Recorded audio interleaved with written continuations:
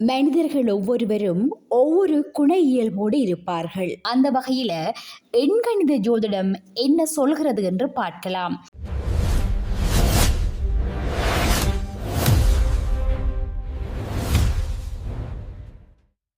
முதலாம் எண்ணின் ஆதிக்கத்தில் பிறந்தவர்கள் எப்படி இருப்பார்கள் தெரியுமா? நவக்கிரகங்களின் ராஜகிரகம் என்று சூரியனை அழைக்கிறார்கள். அதே போலத்தான் எண்கணிதத்தில் எண் 1 என்பது சூரியனின் ஆதிக்கம் கொண்ட எண்ணாகும்.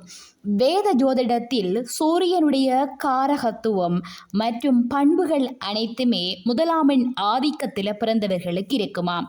1, 10, 19, 28 ஆகிய திகதிகளில் பிறந்தவர்கள் சூரியனின் ஆதிக்கத்தில் பிறந்தவர்களாம்.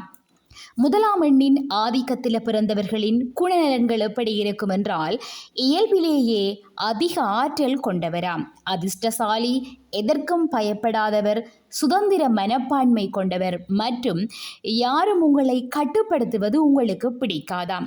சமூகத்தில், குடும்பத்தில், நண்பர்களிடையே என்று எல்லா இடத்திலும் உங்களுக்கு செல்வாக்கு நிறைந்திருக்குமாம். நீங்கள் மிகவும் லாஜிக்கலாக நடைமுறையில் சிந்திப்பவர், கனவு காண்பதில் பெரிதாக விருப்பமில்லாதவர். ஒரு குறிப்பிட்ட விஷயத்தை நீங்கள் உறுதியாக நம்பினால் அந்த நம்பிக்கையை மாற்றுவது மிக மிக கடினமாம். அதே போல உங்களுக்கென்று ஒரு தனி பாணியை உருவாக்கி கொண்டு மற்றவர்களை நீங்கள் எளிதாக ஈர்ப்பீர்களாம். அது மட்டுமல்லாமல் தலைமைத்துவ அதிகாரமும் எண் 1க்கே சித்தமானது.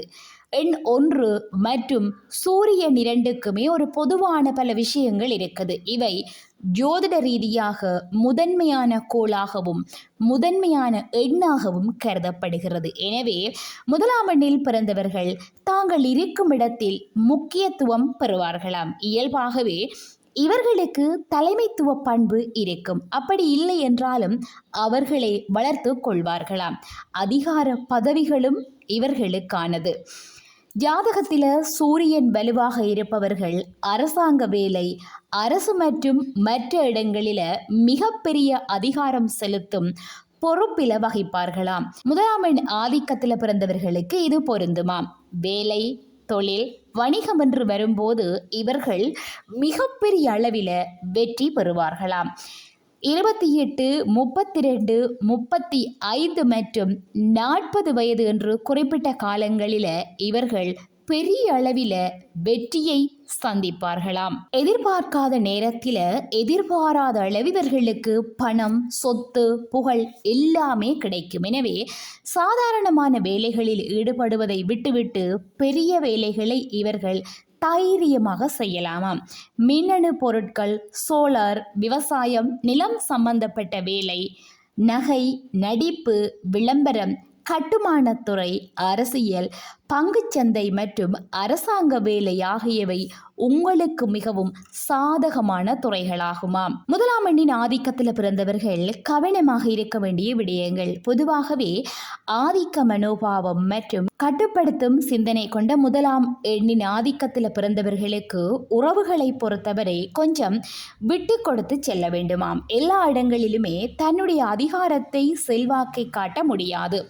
உறவுகளில் அன்பையும் வெளிப்படுத்த வேண்டுமாம். குறிப்பாக காதல், திருமணம் மற்றும் குழந்தைகள் என்று வரும்போது அவர்களிடம் அன்பாகவும் பாசமாகவும் நடந்து கொள்ள வேண்டுமாம்.